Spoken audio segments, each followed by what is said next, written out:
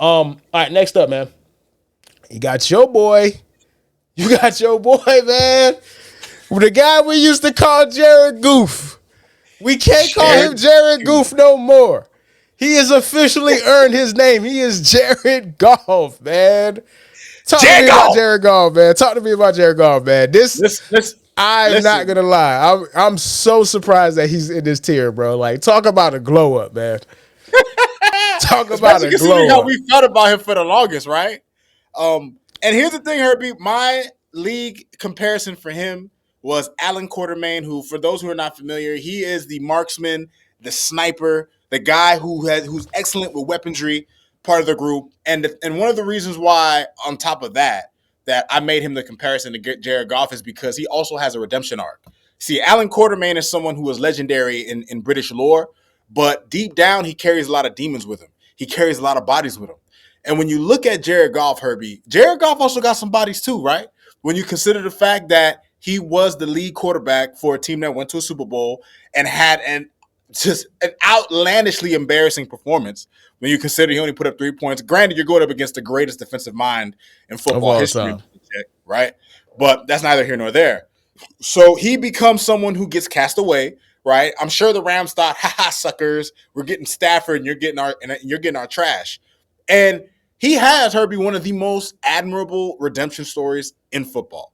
And when I was looking through some of his film and I was taking notes on him, Herbie, I came away thinking to myself, like, damn, like, it is a beautiful thing to see somebody who at one point needed a walkie-talkie, at one point he needed people to hold his hand, and then now, Herbie, he has grown into a surgical killer operator, right?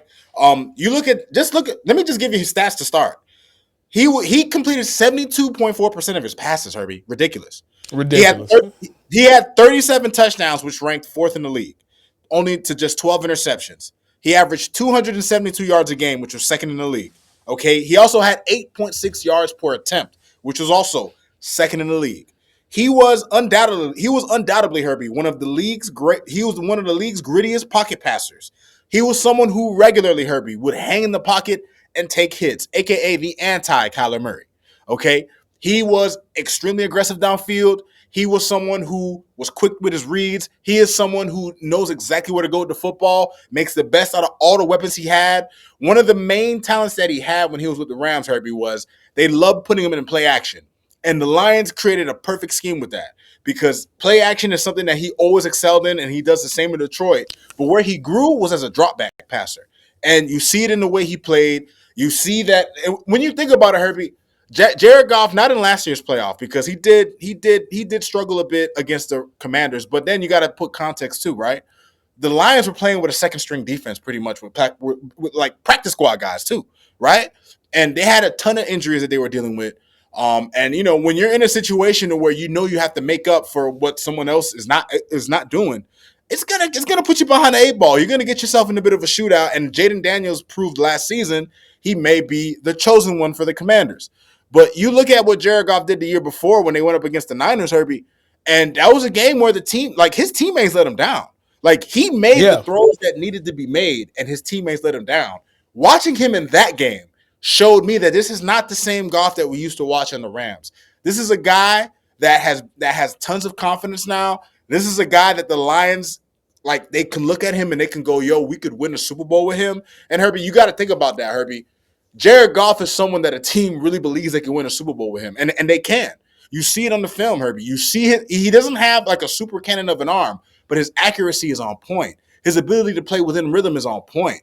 And the Lions have an excellent cast around him. Now, the thing is, John and shout out to Vic Newman, man. You basically you said something right when I was about to talk about Johnny Morton. Now, they don't have Ben Johnson anymore, and Ben Johnson was a big part of what they did. Now, from what I was reading, they're saying that they're going to keep a lot of the same elements that Ben Johnson used, right? But Yeah. who knows if Johnny Morton can have or can carry on the same creativity that a Ben Johnson does, right? And So, the awareness and the intuition. right, it's a Because lot of factors. so much of being a great offensive play caller is just trusting your gut, right? Yeah. Like trusting your gut. And you can only get that with time and experience because the Ben Johnson that we got was the Ben Johnson that made the mistakes the years prior leading up to it, right? So if you lose Ben Johnson, you're obviously gonna, take a step back. But if Jared Goff is who we think he is and deserves to be in this tier with the other guys that we have already highlighted, then he should be good enough to overcome that.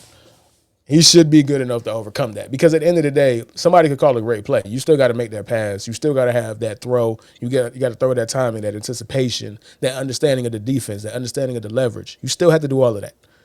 You could take Ben Johnson, but you can't take you can't take that skill set away. So we'll see. We'll see. Any last words that you want to get off of before we go to the next guy?